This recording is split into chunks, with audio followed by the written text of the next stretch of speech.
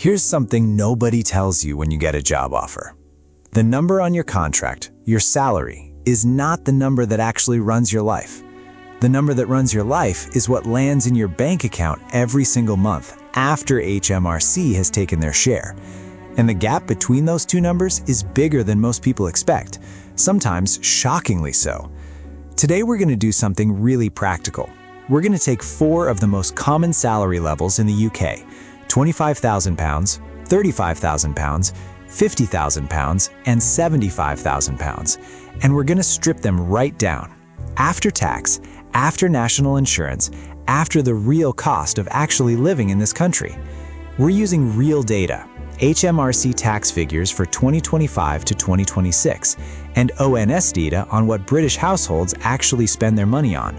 No guesswork, no optimistic assumptions, just the honest picture. By the end of this video, you'll know exactly what each of these salaries actually feels like to live on, and whether the jump from one to the next is really worth as much as people think. Let's get into it. Before we get to the numbers, let's make sure we're all clear on how UK income tax and national insurance actually work, because a lot of people are genuinely fuzzy on this. In the 2025 to 2026 tax year, your personal allowance, the amount you earn completely tax-free, is £12,570. Everything above that, up to £50,270, is taxed at the basic rate of 20%. Everything above £50,270, up to £125,140, is taxed at the higher rate of 40%. On top of income tax, you also pay national insurance. For employees in 2025 to 2026, that's 8% on earnings between £12,570 and £50,270, and 2% on earnings above £50,270. So when someone says they earn £50,000 a year, they are not taking home £50,000. They are taking home considerably less. And the higher the salary, the bigger the gap between the gross figure and what actually hits your account. Right, let's go salary by salary. £25,000 a year. According to ONS data, this is slightly below the UK median full-time salary, but it's where a huge number of people in retail, hospitality, administration, care work, and early career roles actually are.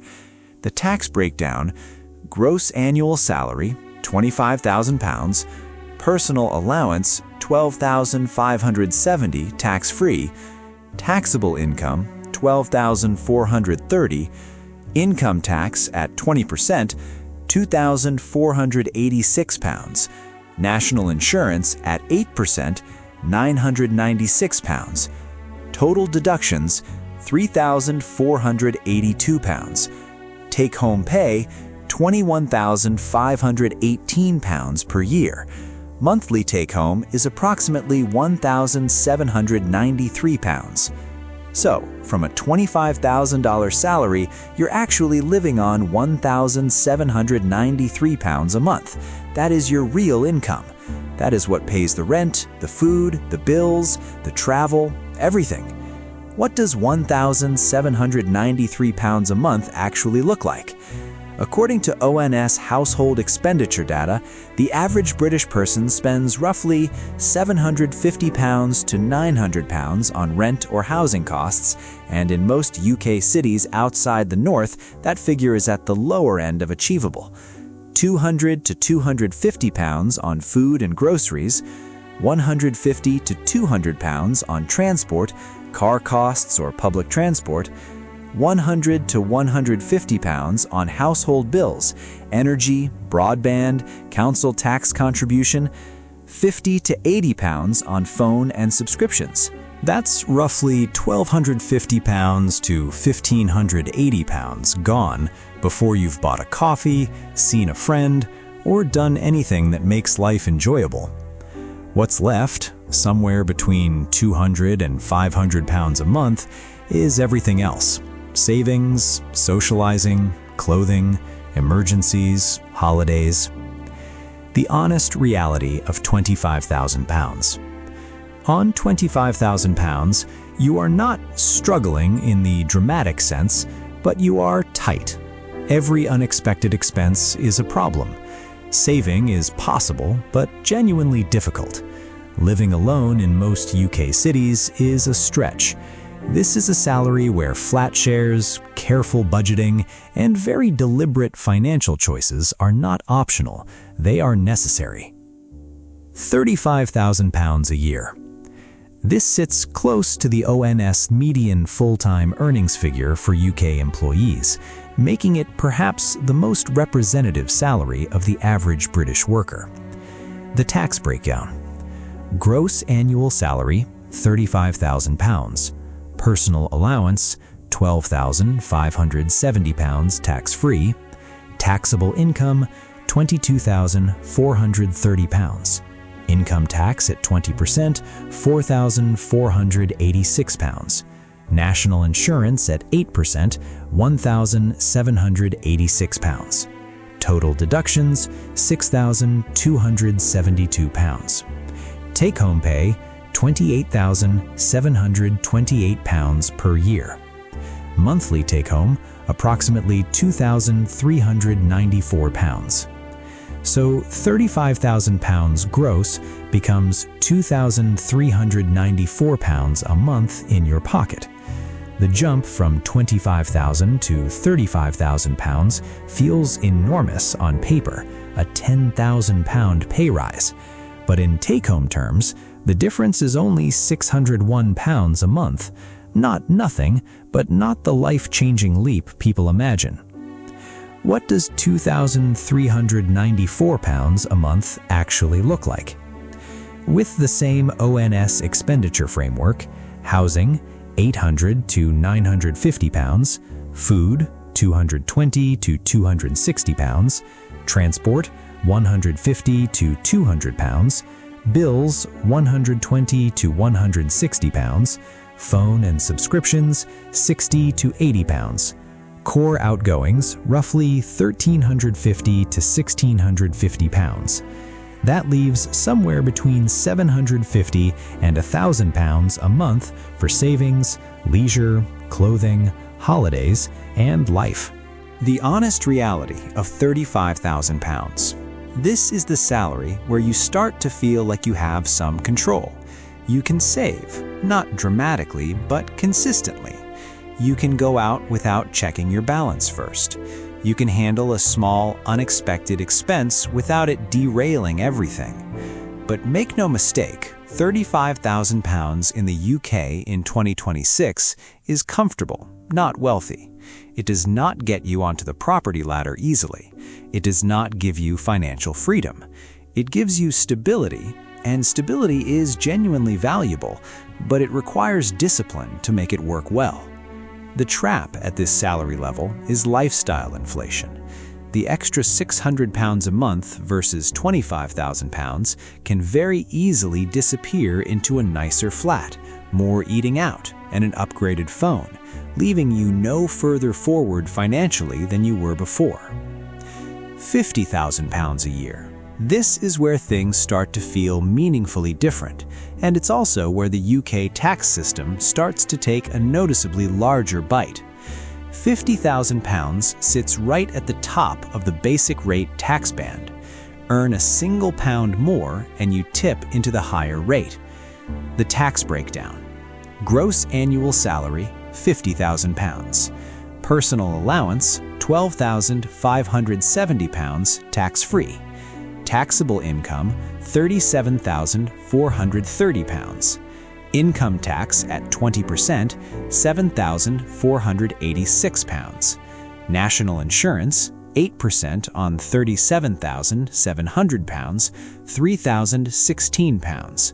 Total deductions, £10,502. Take-home pay, £39,498 per year. Monthly take-home, approximately £3,291. So £50,000 gross becomes £3,291 a month. The jump from $35,000 to $50,000 is another £15,000 on paper. In take-home terms, that's an extra £897 a month. Again, less dramatic than the gross figure suggests, but genuinely significant. What does £3,291 actually look like? Housing, £900 to £1,100. At this salary, you can consider living alone in most UK cities outside London. Food, £250 to £300. Transport, £200 to £250. Bills, £150 to £180. Phone and subscriptions, £70 to £90. Core outgoings, roughly £1,570 to £1,920. That leaves somewhere between £1,370 and £1,720 a month for savings, investments, leisure, and life. The honest reality of £50,000. This is the salary where financial progress becomes genuinely possible without extreme sacrifice. You can save £500 to £700 a month and still have a life. You can contribute meaningfully to a pension and still go on holiday. You can start building real wealth while also enjoying your income. There is one important thing to flag here. If you have children and your household income exceeds £50,000, the high-income child benefit charge starts to apply, clawing back child benefit payments gradually between £50,000 and £80,000. This is an HMRC rule that catches a lot of families by surprise and effectively means the marginal tax rate in this band is higher than people realize. At £50,000, you are earning more than approximately 80% of UK full-time workers, according to ONS earnings data. It feels comfortable, because relative to most people, it genuinely is. £75,000 a year. This puts you firmly in the higher rate tax band and in the top 5 to 6% of UK earners, according to HMRC's own income distribution data. This is where the tax system really starts to feel like a significant force. The tax breakdown. Gross annual salary, £75,000. Personal allowance, £12,570, tax-free. Basic rate tax on £37,700, £7,540. Higher rate tax, 40% on £24,730, £9,892. National insurance, 8% on £37,700, £3,016. National insurance, 2% on £24,730, £495. Total deductions, £20,943. Take-home pay, £54,057 per year. Monthly take-home, approximately £4,505. So, £75,000 gross becomes £4,505 a month. Here is the number that shocks most people. The jump from £50,000 to £75,000 is £25,000 on paper, a massive increase. But in monthly take-home terms, the difference is only £1,214 a month. Why? Because every pound earned between $50,270 and $75,000 is taxed at 40% income tax plus 2% national insurance. So for every extra £100 you earn in this band, HMRC takes £42. You keep £58. What does £4,505 a month actually look like? Housing, £1,000 to £1,400. At this level, you have real choices. A good flat alone or serious mortgage payments on a first property. Food, £300 to £400. Transport, £250 to £350. Potentially a car finance payment. Bills, £180 to £220. Phone and subscriptions, £80 to £100. Core outgoings, roughly £1,810 to £2,470. That leaves somewhere between £2,000 and £2,700 for savings, investments, pension contributions, and lifestyle. The honest reality of £75,000. At £75,000, money is no longer a daily source of stress for most people. You have genuine breathing room. You can save aggressively, invest consistently, contribute seriously to a pension, and still have money for holidays, restaurants, and the things that make life enjoyable. But there are two important HMRC points to flag at this salary level. First, if your income approaches £100,000, your personal allowance starts being withdrawn at a rate of £1 for every £2 earned over £100,000. Between £100,000 and £125,140, the effective marginal tax rate hits a punishing 60%. Salary sacrifice into a pension becomes extremely valuable at this level. Second, pension contributions become significantly more powerful in the higher rate band. A £1,000 pension contribution only costs you £600 out of your take-home pay because the other £400 is tax you would have paid anyway. This is one of the most valuable financial tools available to higher rate taxpayers, and it is massively underused. Let me line all four salaries up so you can see the full picture clearly. Gross salary, monthly take-home versus previous. £25,000, £1,793, dash. £35,000, £2,394, plus £601. £50,000, £3,291, plus £897. £75,000, £4,505, plus £1,214. And here is the most important observation from this entire table. Going from £25,000 to £75,000, tripling your gross salary, only increases your monthly take-home by £2,712. Triple the salary, less than double the take-home pay. That is the UK tax system working exactly as it is designed to. Higher earners contribute proportionally more. That's the social contract. But what it means practically is this.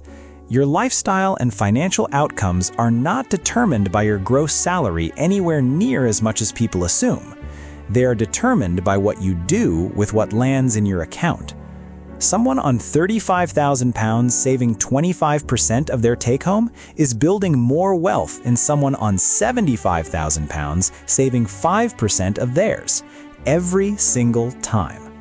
Here are three things that most people only learn by living through them. 1. Salary increases feel smaller than they look. Every time you get a pay rise, the net increase in take-home is always less, often much less than the gross figure. Managing your expectations around this prevents a lot of financial disappointment. 2. The real gains come from what you don't spend. The jump from financial stress to financial comfort in the UK is less about earning more and more about creating a meaningful gap between your income and your outgoings. That gap, consistently maintained and consistently invested, is what builds real wealth. 3. Pension contributions change the calculation entirely. At every salary level, but especially above £50,000, contributing to your pension via salary sacrifice reduces your taxable income, increases your take-home relative to gross, and builds long-term wealth simultaneously. It is the closest thing to a legal cheat code that exists in the UK tax system. So, there you have it. What a 25K, 35K, 50K, and 75K salary actually feels like after tax in the UK, using real HMRC figures and ONS spending data. The headline? Your gross salary is a vanity number. Your take-home is your reality. And what you do with that take-home is everything. If this video gave you a clearer picture of where you stand, give it a like and subscribe for more honest UK money content every week. Drop a comment below. Which salary are you on? And does the take-home feel like enough? I read every single one. Take care of your money, and I'll see you in the next one.